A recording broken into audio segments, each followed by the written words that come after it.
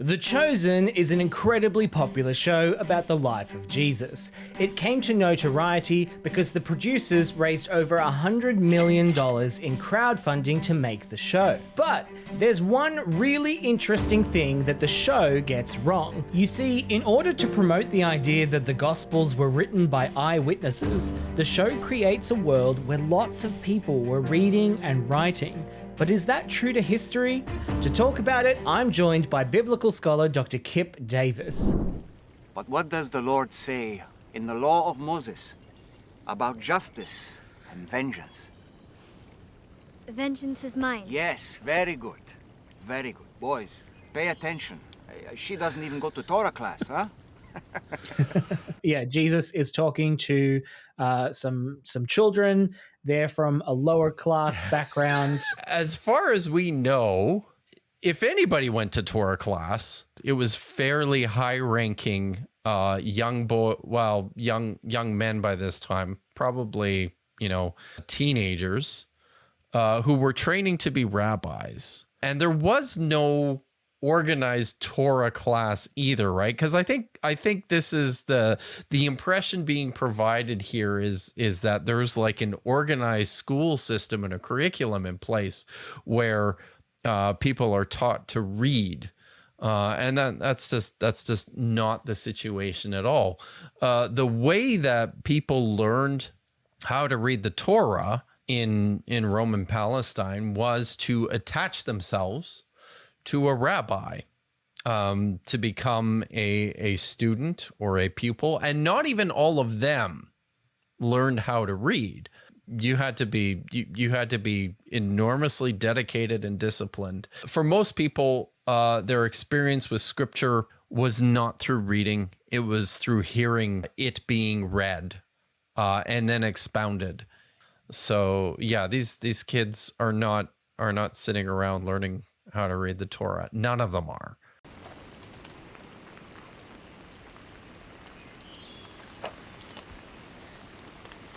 Abigail, I know you can read. You are very special. This is for you. I did not come only for the wealthy. Yeah, okay. So again, right? This girl from a very low class background, she can read, and not only read. So that's Hebrew, right? Yes, she can read biblical Hebrew. A clip like this shows that on some level, like the show creators understand a little bit about what's going on here because they felt it necessary to throw that in there, right? I know you can read because of course you can. We know that like the writers and the collectors of the Dead Sea Scrolls were writing stuff. The people who were writing these texts were coming from elite, priestly families. This is certainly not something that was widely available to everyone. Certainly not something that was widely available to little girls living in Roman Palestine, living in the Galilee. What do you think the show is trying to do here? When you watch the show, it's the showrunners and the directors and the writers are pushing this narrative very, very hard that everybody in Palestine in the first century was learning how to read and knew how to write. And from an historical perspective, it's just ridiculous. I've got another clip.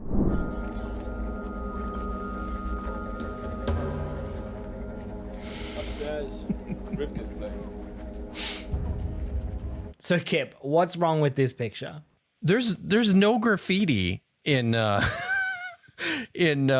Roman era Palestine, and certainly no Hebrew graffiti. Like there's several things wrong here. When I first saw this show, I think I burst out laughing out loud when I saw this part.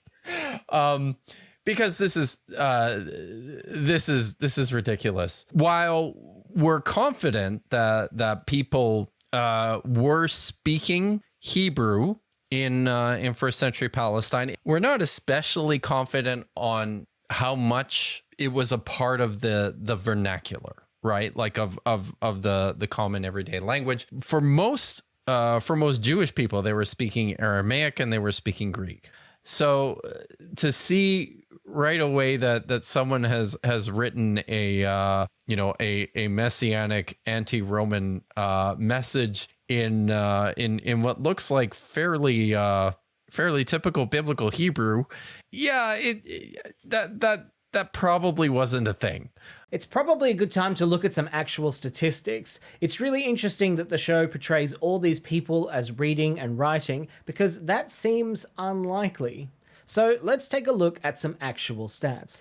These come from Language and Literacy in Roman Judea by Michael Owen Wise, probably the most comprehensive study on literacy in Judea in the 1st century. So, long story short, in regards to Hebrew, after the Persians took control over ancient Israel, Aramaic became the dominant language. Hebrew did continue, but primarily as a second language, and in writing. So by the 1st century, Wise estimates that around 60% of the Judean population could speak a colloquial version of Hebrew. But this was substantially different to biblical Hebrew. Learning to read that required someone to learn 8 consonants that were extinct in the colloquial version of Hebrew, and different syllables and pronunciations. This skill was generally restricted to either the elite, wealthy property owners with means to pay for education, or professional scribes, who were often priests. There could be groups like the Pharisees as well. So how big was this reading class? Well, this is debated. The traditional view is that it's very small, around 7% of the population. The most generous estimates are up to 25% of the population. And Wise estimates only a quarter of this reading class could actually write to the level of a scribe. But regardless, it took financial means and many, many years of training to be able to read, let alone write. And these people would have been located in literary centres, not rural backwaters. But an objection that people might have that I see a lot is, okay, fine. For most people, sure, complex writing and reading was probably out of the question. But what about Matthew, the tax collector? His job involved reading and writing, so surely he knew how to write. Well, let's look at how the show portrays him. How many sections are we up to? 19. Here's a little incomplete, huh? There is something about 20 that is more symmetrical. You could always shorten it to 18. Brevity is usually preferred. So Matthew is sitting down with pages from the Hebrew Bible, helping Jesus prepare for the Sermon on the Mount. In fact, throughout the show, he's pretty much always holding these little wax writing pads ready to take note. They're like little wax tablets, yeah. And the show also portrays him as having a total mastery of several languages. Matthew, as a tax collector in Judea, how likely is it that he would have had the literacy to compose a gospel? All the Romans cared about when it came to tax collection was, that there was somebody who was effective at collecting taxes. And the most effective people to collect money were more like bouncers than they were accountants. To be a successful tax collector in any part of the certainly in the rural parts of the Roman Empire required that you were able to extract money from people. That was the primary job description. These people were more like mobsters than they were like accountants or bookkeepers. So they've got Matthew totally wrong on that count. And there's a big difference between being able to write simple tax documents in a language like Aramaic than to compose complex Greek and to read or compose complex biblical Hebrew. Those are very, very different, and it's highly unlikely that a tax collector I think would have those skills. Yeah. Reading was such a specialized skill. Writing was an even more specialized skill. That the gulf between those things is just enormous. Yeah, and I think all the Gospels were composed in Greek, Even Matthew's gospel, scholars do not accept that Matthew's gospel Yes. was written in Hebrew. And even less Judeans could read and write Greek than Hebrew. Wise estimates only 7 to 8% of the reading elite could read basic Greek. So using his previous estimates, that's somewhere between 0.5 and 2% of the population. And only a fraction of those people would have been able to write to the level of the Gospels. So the idea that Matthew, a tax collector, would have had the education to not only learn to read and write Hebrew, but Greek as well, I mean, that's simply not realistic. Something else that I couldn't help but notice was the wealth of writing materials that Matthew has access to. It looks like he's got his wax tablets. He's also got papyrus that he would not have been especially readily available in the northern regions. There was not a lot of writing material that was readily available anywhere. And anything that was really expensive. The other thing that you find in much more substantial quantities in the region are what we call ostraca, which are shards of pottery, right? This was far and away the most readily available material for writing. Most of our documentary texts are in the form of broken pieces of pottery that people have scribbled letters or lists or notes or even contracts on of various types. So, I mean, to make this even partly plausible, I would expect Matthew, maybe he's taking his notes on pieces of broken pottery. Well, he wouldn't be doing it on papyrus because he likely doesn't have access to any. He's not doing that on animal skins because they're extremely expensive and difficult to procure. Yeah, and obviously the show wants to portray Matthew and everyone as literate for a very specific reason, which is that they want to make it plausible that someone like Matthew could compose Matthew's gospel. Eyewitnesses.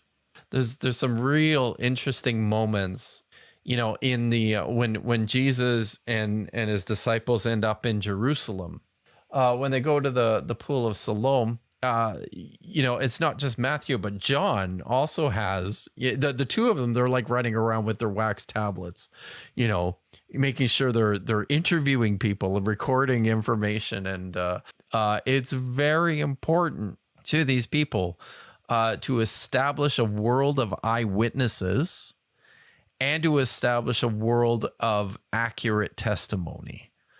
And the only way this works is if they establish a world of hyperliteracy. It's very interesting to me how clearly the makers of the show have recognized this and leaned into it in an effort to make a plausible sense of what they think the Gospels are.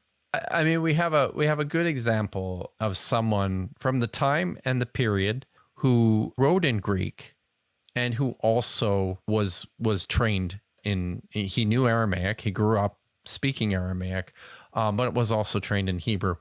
And that is Flavius Josephus. But Flavius Josephus was not just a run-of-the-mill resident of Jerusalem. He was, one of the elite of the elites. This is the kind of guy that would be competent enough to write Greek literature and the vernacular languages too. But importantly, as I mentioned, Josephus he's part of that very tiny 1%, right, of society in Jerusalem at the time. The way I've talked about the show with friends of mine and with I love the show. I think it's phenomenal. But the reason I think it's so amazing is because it is fiction. In order for any of this to work, and I think the literacy angle is such a good one for illustrating this point, right? The showrunners and the directors and the writers are are doing so much work to build this world of hyperliteracy, right? Obviously, they see that this is important to telling this story and to making this story a believable story. As you know, this is just extremely problematic because it like the world the world of first century Palestine just didn't look like this at all. It's wild. A big thanks to Dr. Kipp Davis. Make sure you follow him on his YouTube channel and Twitter. If you enjoyed this video, consider chucking me a few dollars each month. It really helps videos like this get made, where we take complex scholarship and make it accessible.